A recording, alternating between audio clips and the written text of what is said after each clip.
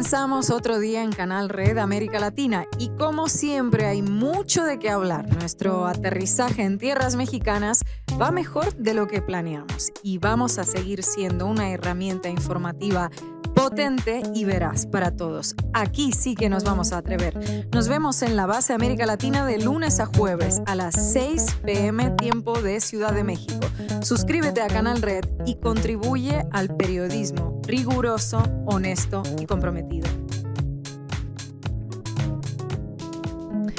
El 9 de junio de 2025, la base América Latina despegaba con sus 3 tripulantes a bordo. Desde entonces, Estefanía Veloz, Marco Terusci y una servidora estuvimos aquí de lunes a jueves trabajando muy a gusto para que nuestra audiencia, que en estos meses creció y se consolidó, tuviera los análisis más concisos y rigurosos de lo que pasa en México, en América Latina y en el mundo.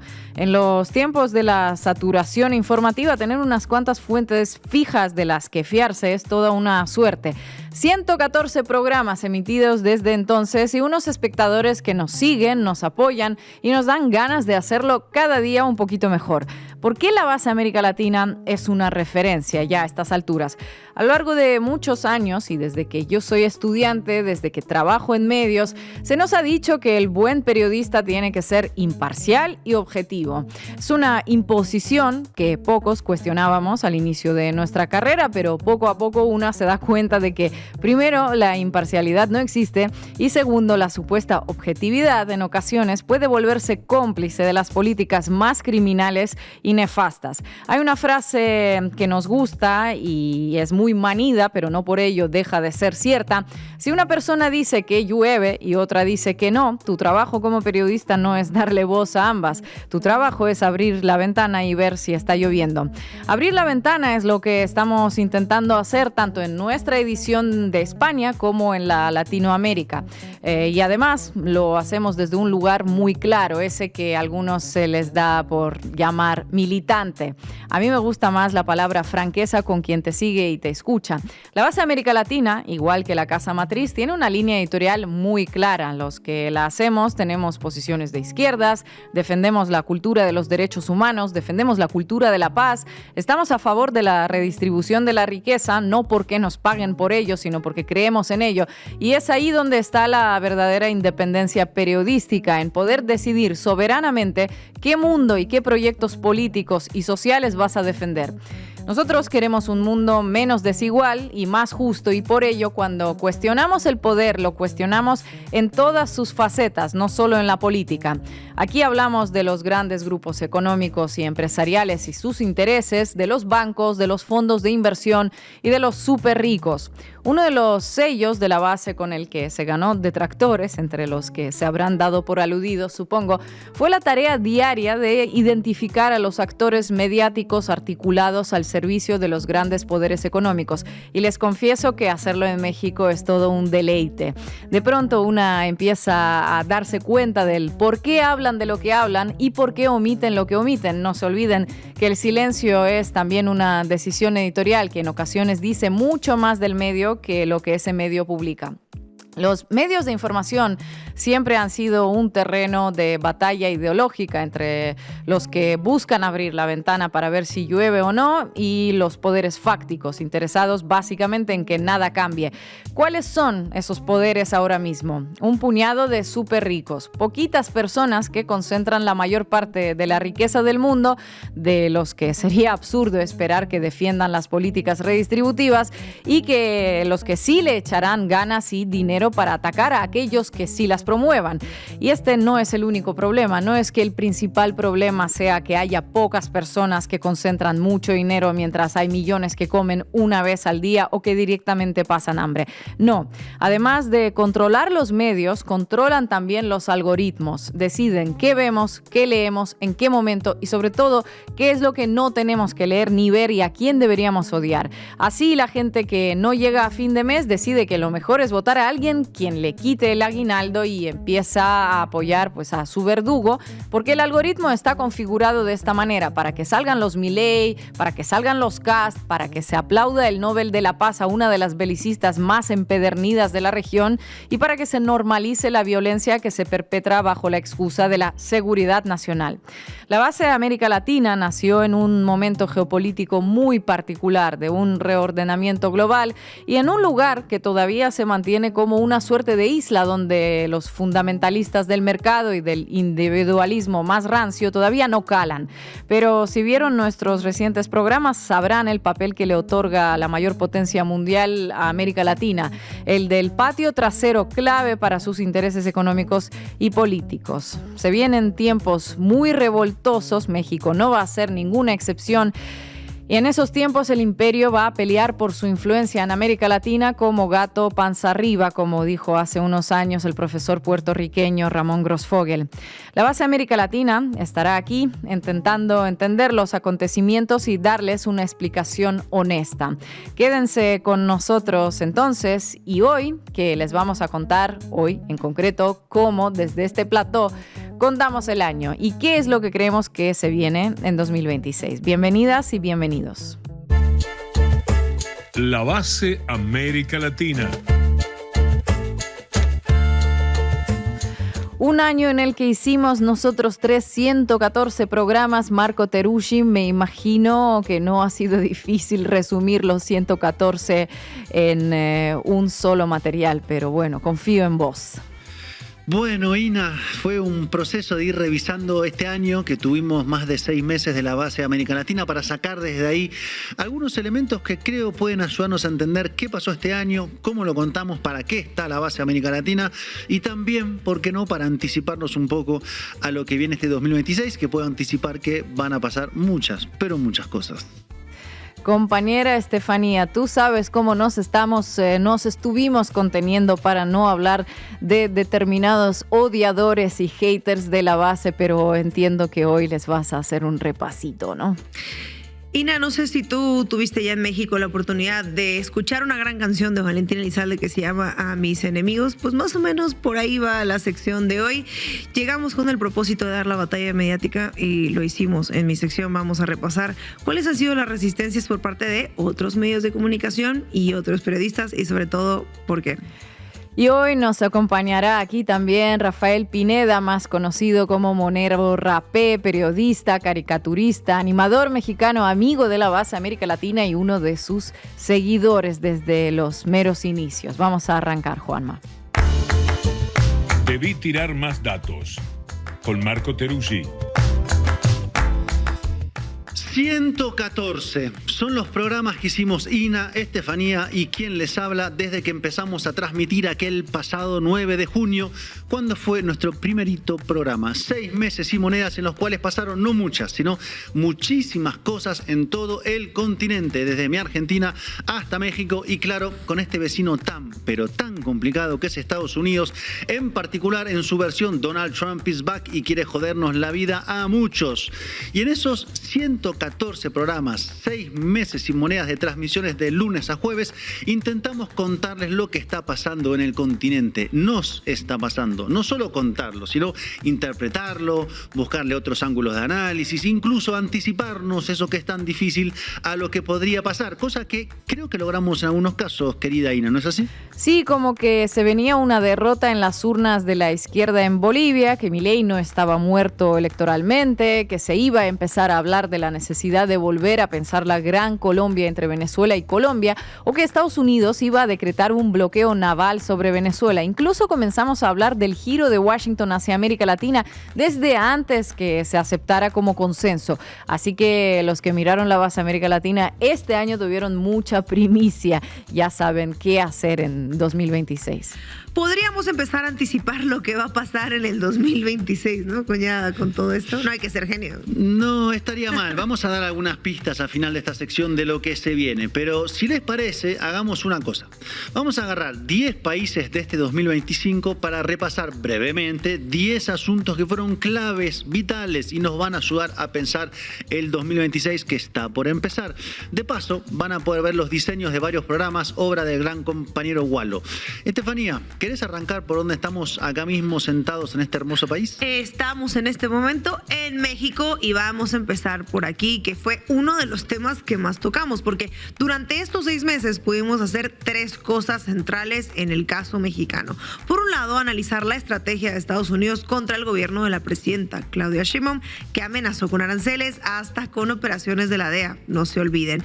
Por otro lado, les presentamos a los personajes emblemáticos de la derecha, desde el deudor serial Ricardo Salinas Pliego, la pedidora de intervenciones extranjeras Lili Telles o el camuflaje de la marcha de la generación Z con el inicio de un repertorio de violencia. Y por último, lo que está logrando el gobierno de Claudia Sheinbaum, todo esto en materia de inversión, de salarios, de política internacional, de debates abiertos. Hemos discutido todo esto acá.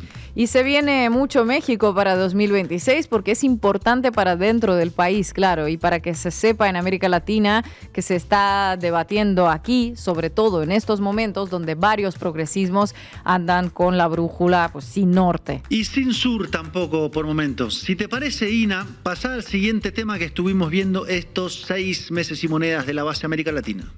Los United States of America, USA, los Yankees y su presidente Trump, el agente naranja, el narcisista, el millonario. Y nos metimos a analizar lo que pasa dentro de Estados Unidos con las protestas contra Trump, las cacerías de migrantes, la inflación, el caso Epstein o las derrotas electorales de Trump. Y también su política hacia América Latina. ¿Por qué la nueva estrategia de seguridad nacional plantea que ahora el hemisferio occidental es el objetivo principal? ¿O cómo divide Trump en América Latina entre gobiernos súbditos, gobiernos con los cuales negociar y gobiernos contra los cuales buscar un cambio de régimen, como Colombia y Venezuela? Bueno, con esto último que decís, me das pie para detenerme en un tercer gran tema que estuvimos viendo, pero con lupa y precisión quirúrgica: la ofensiva de Trump contra el gobierno de Nicolás Maduro.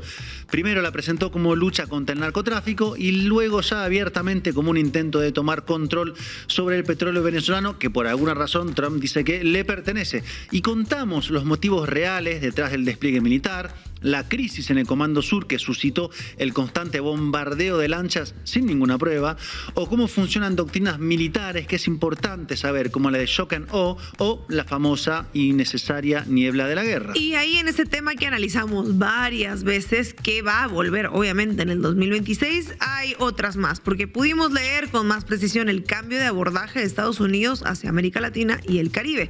Un cambio que también estuvimos viendo en Colombia en varios episodios que hicimos, los medios colombianos, mis favoritos. Sí, el cuarto gran tema que vimos este año 2025, uno de los últimos programas que hicimos fue sobre eso, de hecho, por las amenazas sin filtro de Trump a Gustavo Petro, aunque bueno, con Trump casi nada es con filtro. Y también entrevistamos a Iván Cepeda, ganador de la consulta y probable candidato unitario de la izquierda y centroizquierda colombiana.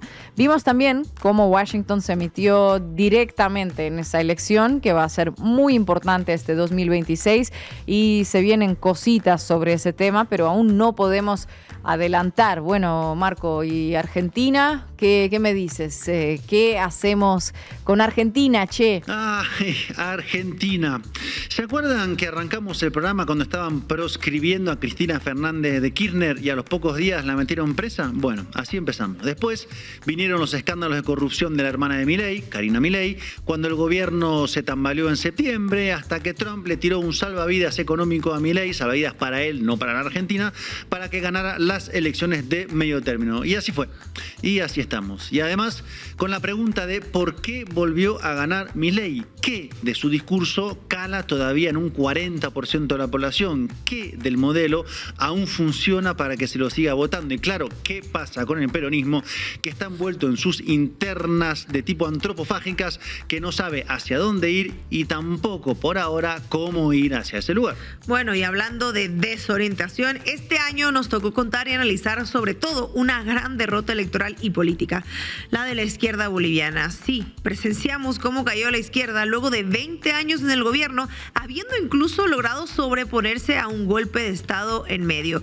Aquí analizamos el peso de la interna, la división, la persecución y cómo se van agotando los ciclos políticos.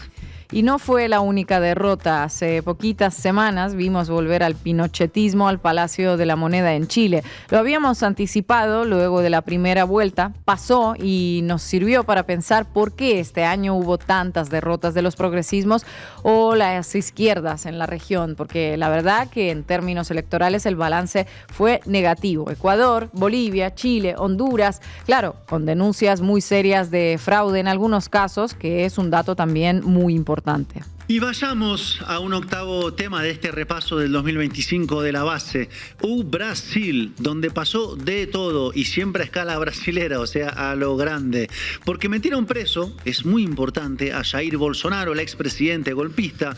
Trump le impuso aranceles al gobierno de Lula da Silva por el caso Bolsonaro y Lula logró aguantar la embestida y abrir una mesa de diálogo para desazón, claro, de los bolsonaristas. Y finalmente cerró Lula, esto es muy importante, el año con una reforma tributaria progresiva, o sea, que paguen más los que más tienen y menos los que menos tienen, y también una ley de reducción de la cantidad de horas laborales para los trabajadores asalariados. Esto vendría a ser el progresismo que sí tiene brújula, ¿no? Un progresismo que además tuvo un acercamiento importante con México, las dos grandes economías de América Latina en manos de la izquierda. En el caso de México, con cierta tranquilidad de elecciones presidenciales hasta el 2030 y en el caso de Brasil con las presidenciales en octubre del año que viene.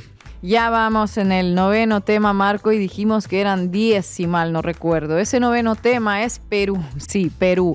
Si nos preguntamos qué hacer con Argentina, con el caso de Perú, imagínense, porque el país andino es un modelo prototípico de cómo funciona el neoliberalismo en su versión más asentada y desigual.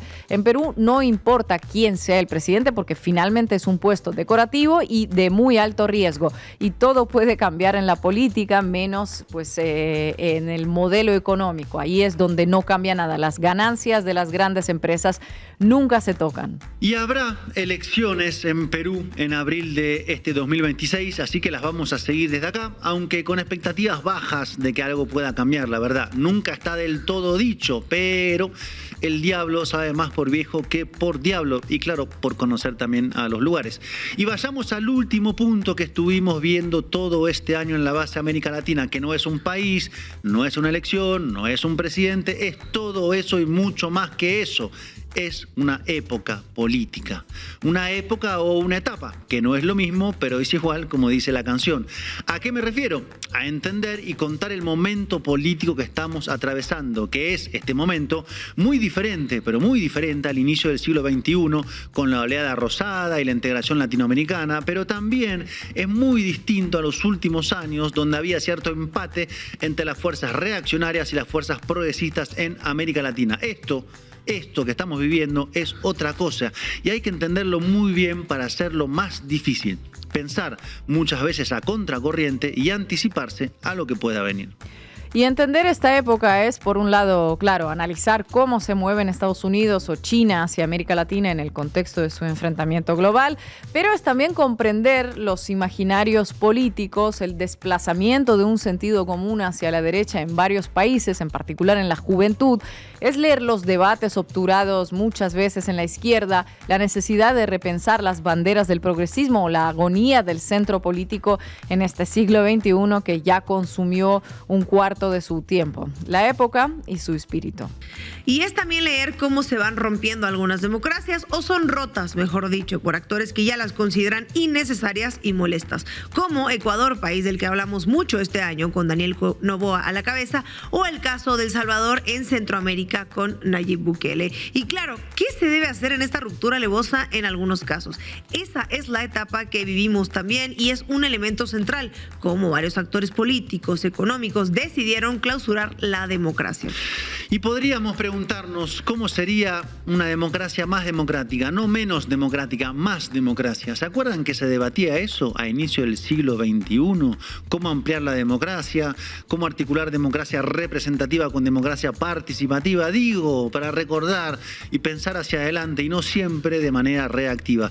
Y pensando para adelante, digamos para 2026, ¿cómo ven el año que se nos viene? Además del Mundial de Fútbol, claro que me tiene pero que te ansioso y ganas de que sea 11 de junio y empiece el primer partido de la Copa del Mundo. No puedo con tu fifismo. Marco Teruggi, el FIFAs. Y vamos a ver qué pasa en el Mundial, obviamente. Pero lo que ya parece como seguro es que Estados Unidos va a seguir con su expansión de fuerza sobre América Latina y el Caribe y que tendrá 3 objetivos clave: Venezuela, Colombia y Brasil. Y si tiene éxito, México quedará como una isla progresista en el continente y si no, habrá capacidad de pensar formas de integración que son hoy más urgentes que nunca.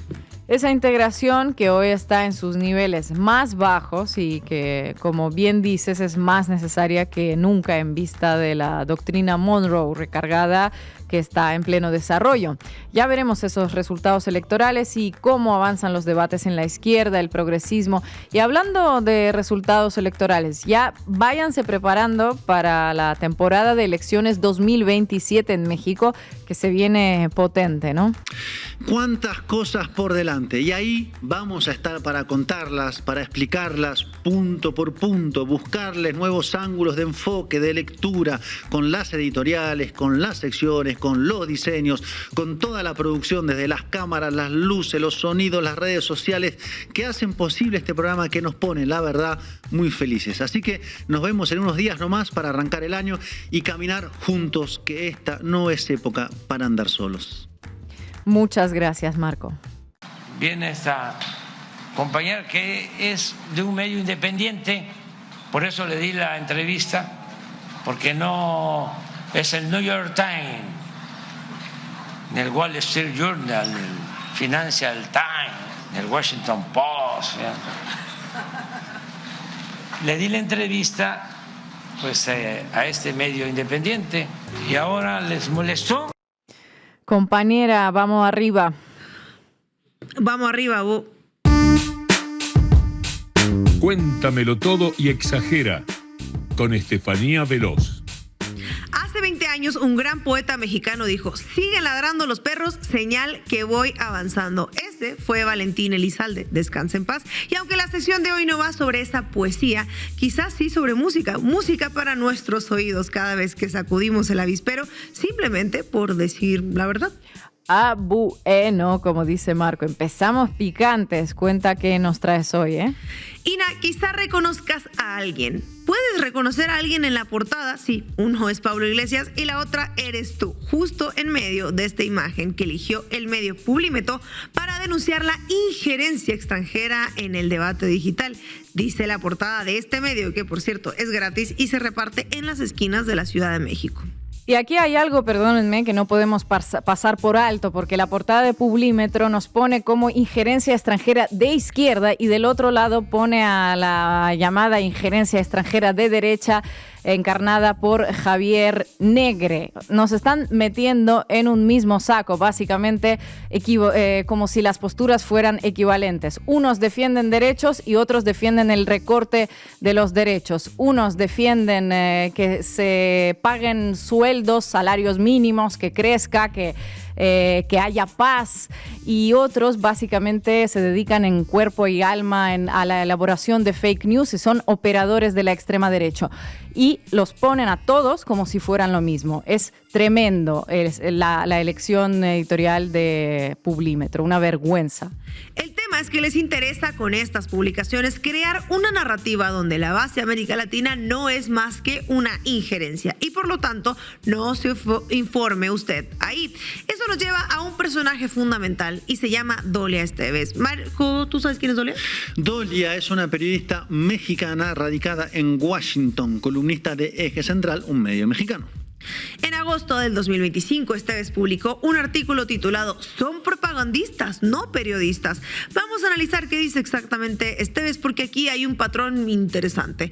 Escribe: la guerra mediática contra los fascistas y la ultraderecha, entre comillas, porque a lo mejor según ella no existen, que el político español Pablo Iglesias y la propagandista rusa Ina Afinogénova libraron en España fue un fracaso. Esa es la carga con la que desembarcaron hoy en México.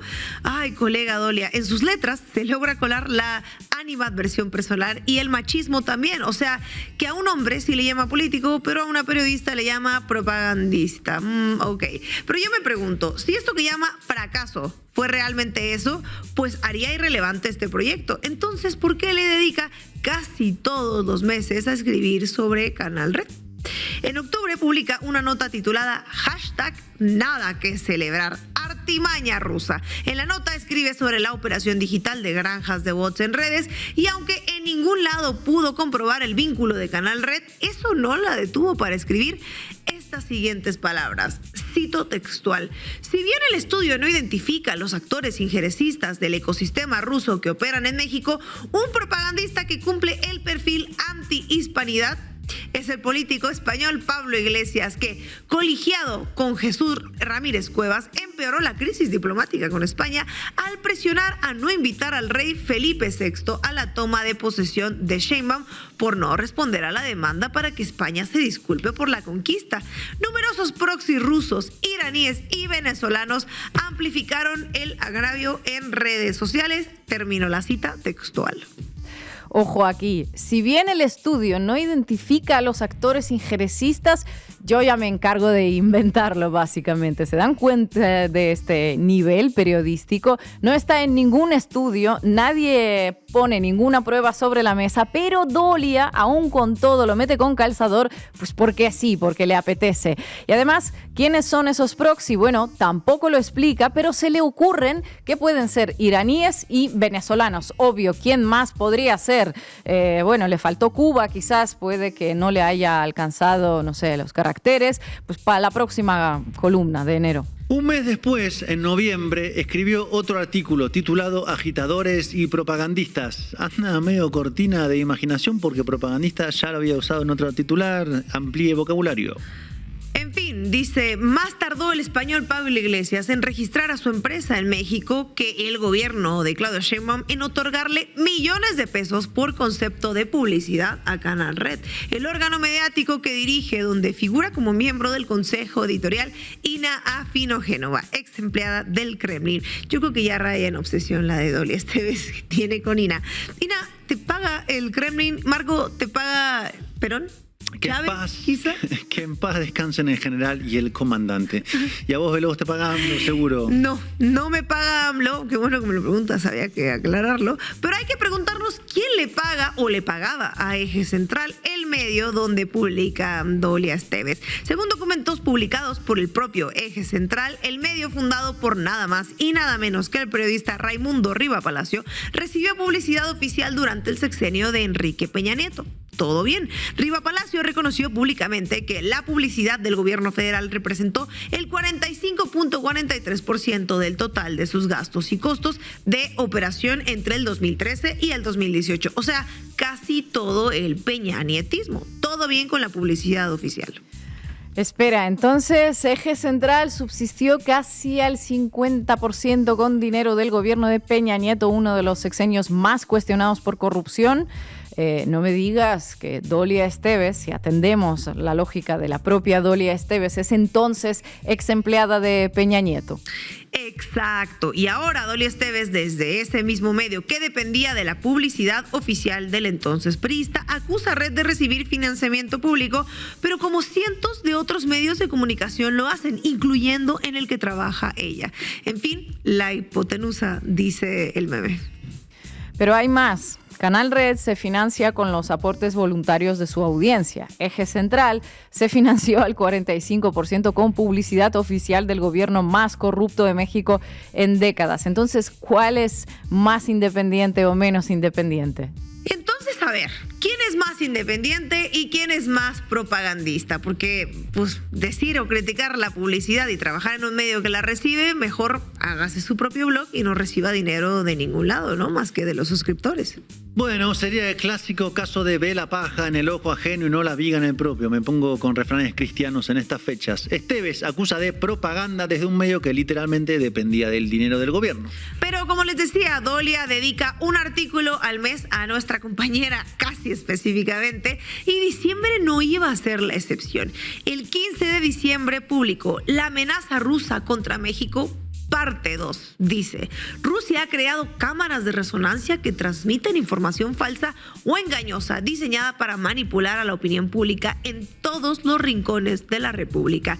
Parte de este ecosistema son las marcas blancas, medios que sin tener nexos financieros comprobados con el Kremlin, sin pruebas, difunden su narrativa. Es el caso de Canal Red, del partido político de Pablo Iglesias, y la propagandista rusa Ina Afinogénova, que este año establecieron en México su base de operaciones regionales. Bueno, por algo nos llamamos la base. Entonces vamos por partes. No se pueden comprobar los nexos con el Kremlin, lo dijo ella, pero igual lo va a publicar como cierto y como el que le paga a Canal Red.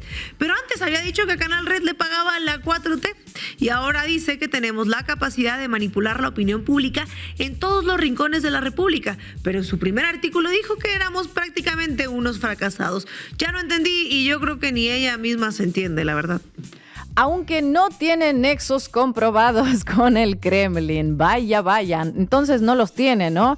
Y también eso me gusta, lo de la base de operaciones. Bueno, si le dijese a Dolia con qué medio compartimos esa base de operaciones, en fin.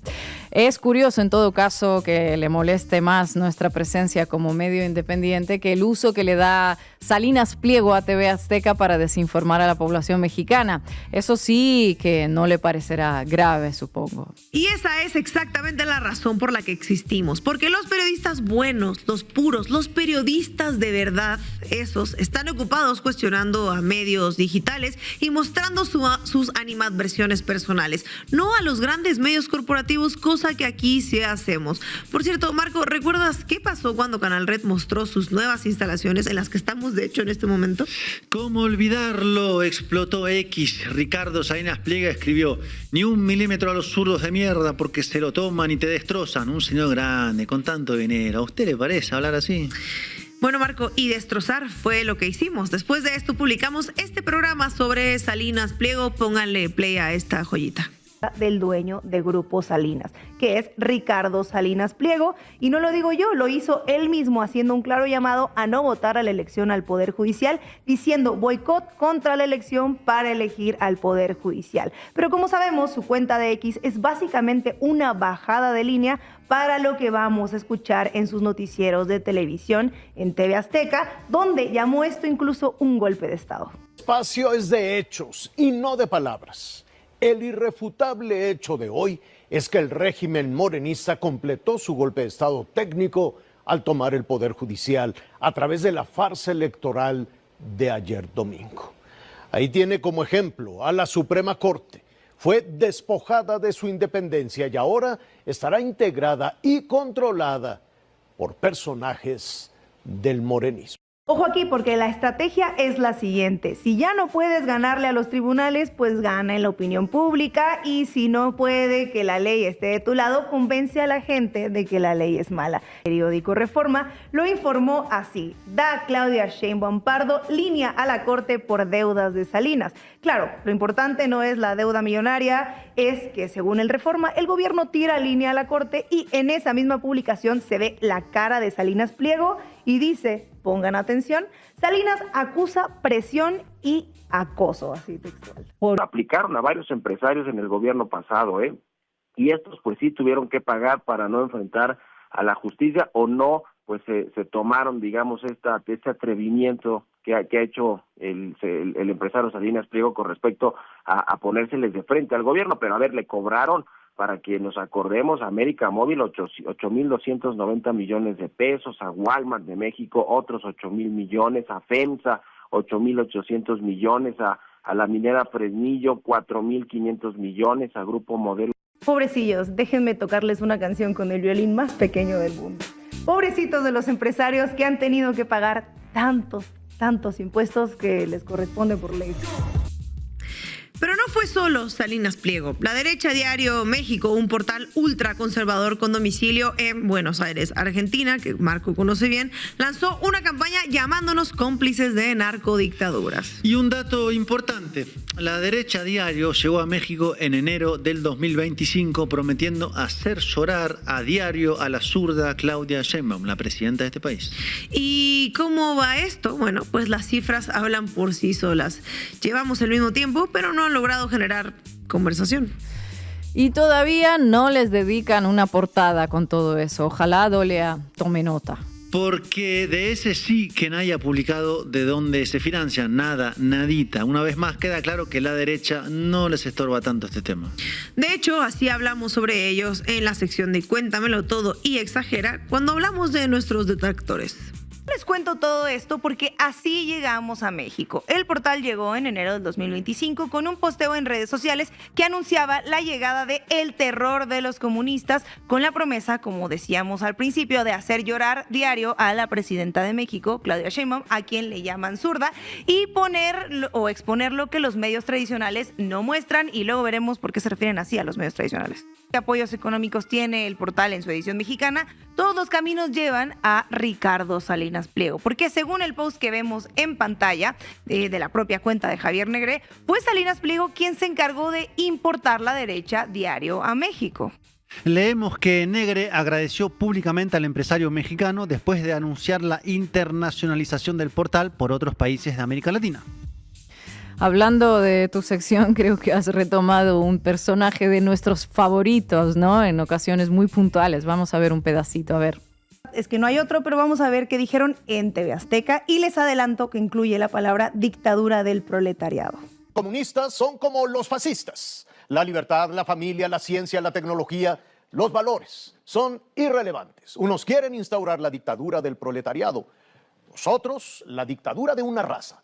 Ambos están equivocados y a pesar de sus fracasos históricos y su violencia, no se rinden. Un grupo de comunistas intenta esparcir su ideología en los libros de texto en México. Páginas plagadas de conceptos como lucha de clases, explotación, esclavización, opresores y oprimidos y demás lenguaje comunista para los maestros mexicanos. No sé si afortunadamente o desafortunadamente, pero es que hay más material de este. Les voy a pedir de antemano que se tomen muy en serio esto, porque en este noticiero se habla de un virus trasnochado. Vamos a iniciar con un asunto muy serio, los libros de texto que la Secretaría de Educación Pública quiere distribuir para el próximo ciclo escolar. Es un asunto serio, porque México está en peligro por un virus que se creía erradicado, el virus comunista. Su resurgimiento está en la educación comunista que la Secretaría de Educación Pública busca imponer a las niñas y a los niños de México. Estamos ante una conspiración fraguada por comunistas trasnochados. La verdad es que Javier Alatorre nos ha regalado grandes momentos. El virus comunista. ¿Y se acuerdan cuando Verástegui dijo que no éramos bienvenidos en México si veníamos acompañados de esas ideas? Dijo textual: no voy a permitir que le hagas más daño a este país, Pablo Iglesias. Mientras un solo mexicano de buenos principios siga en pie, ustedes tendrán resistencia. ¿Y qué creen? La base llegó a México, se instaló, superó los 500,000 suscriptores y genera mucha conversación. De manera rotunda, el populismo comunista se está derrumbando en Iberoamérica. Hacer este programa es un logro, pero sobre todo logramos incomodar como no se había hecho a un magnate dueño de un conglomerado mediático que prefirió llamarnos zurdos de mierda porque no puede desmentirnos, porque hemos dejado expuesto lo que dijimos que haríamos, mostrar cómo los medios corporativos sirven a los intereses económicos. Alguien tenía que decirlo. Y la respuesta de los medios hegemónicos es predecible. Acusaciones de propaganda, supuestos y no comprobados por nadie, porque básicamente es mentira, vínculos con Rusia, ataques personales, injurias y calumnias. Estamos bastante acostumbrados a ella, no son los primeros. Gracias, Estefanía. A día de hoy, la base tiene más seguidores en México que en España. Siempre la estadística de visualizaciones primero va a México y después España y luego Estados Unidos, que eso quiere decir que muchos mexicanos y latinoamericanos de Estados Unidos nos ven. Después ya vienen otros países como Colombia, como Ecuador, Chile, Argentina, etcétera. Y bueno, pues cuando viajamos a México, que ahí también estabas tú, pues vimos que había como muchas posibilidades de encontrar amigos y amigas con los que trabajar allí, y que además México tenía que ser de alguna manera el punto de referencia para intentar armar un medio latinoamericano con profesionales de América Latina, porque a nivel político yo creo que en este momento es una de las referencias principales.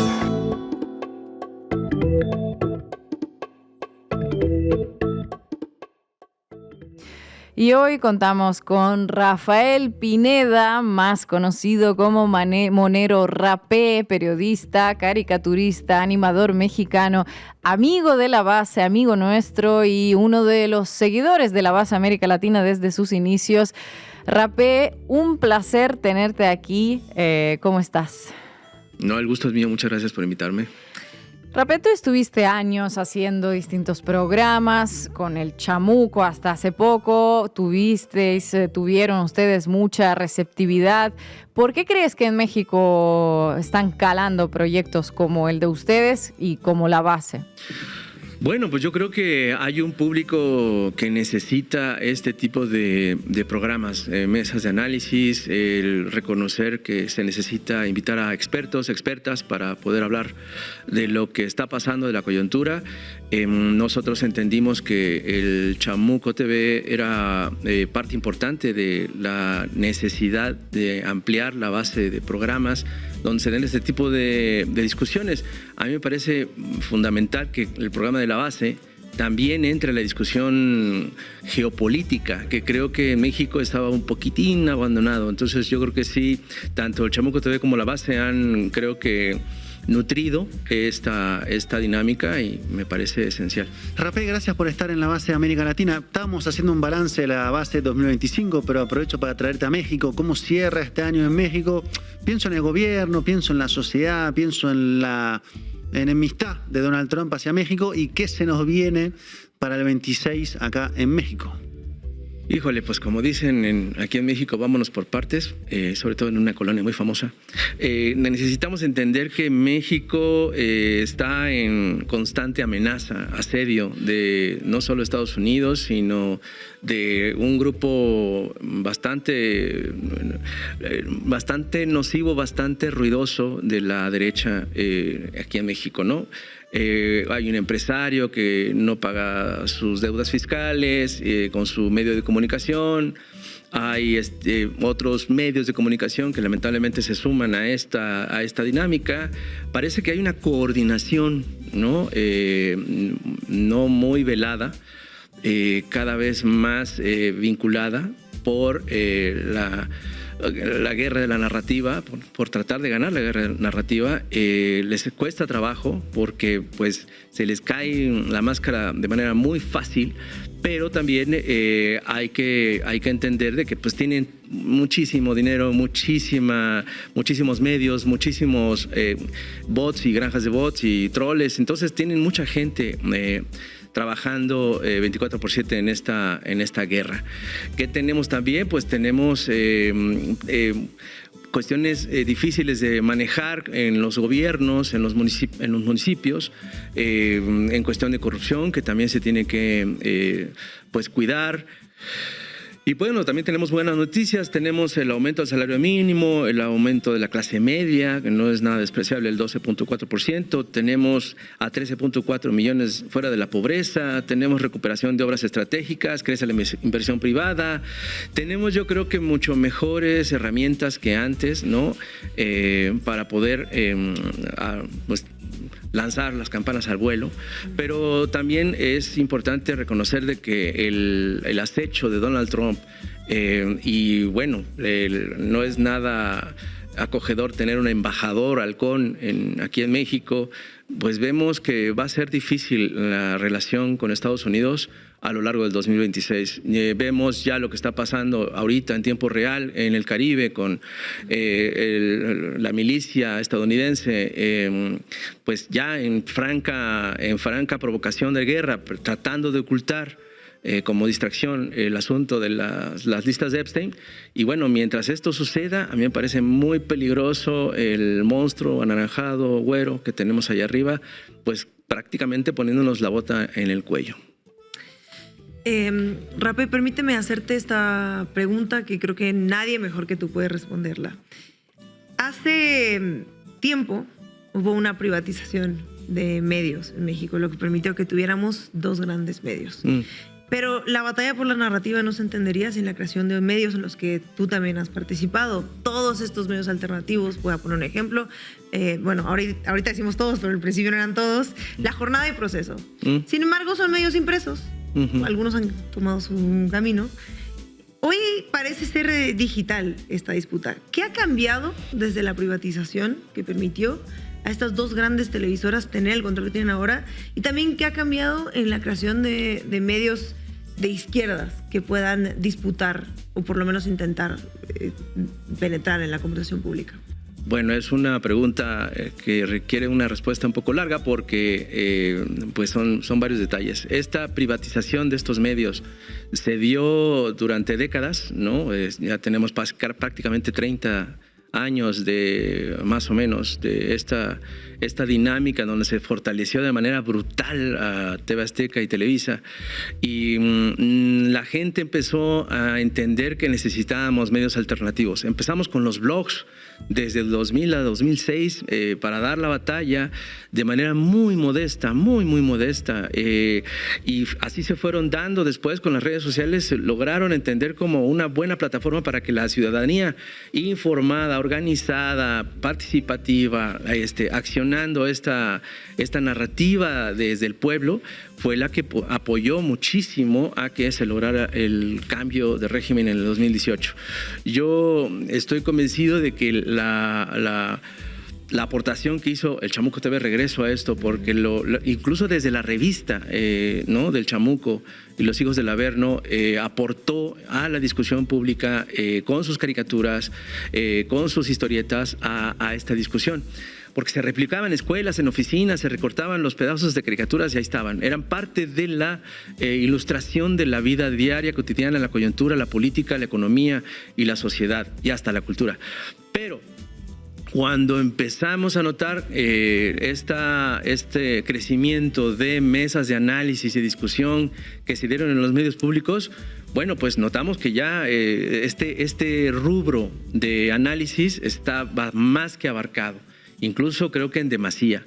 Y creo que es el momento de que entendamos que necesitamos otras formas de comunicación, de análisis y de difusión de las ideas desde el pueblo.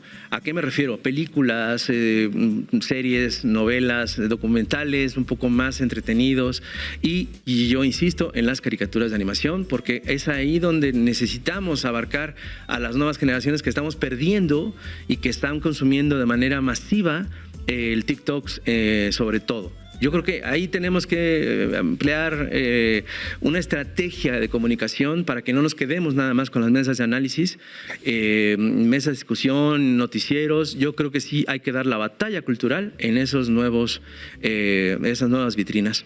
El Chamuco tiene una bolsa que dice "Soy ateo gracias a Rius". Así es. Entonces, ¿qué hay que hacer después de Rius? ¿Qué están haciendo ustedes? Rius nos dejó una escuela de divulgación. Él con sus más de 120 libros, sus agachados, sus supermachos, el Chamuco, la Garrapata. Vaya que hizo historia, hizo una Secretaría de Educación Pública número 2 en México durante muchos años, décadas.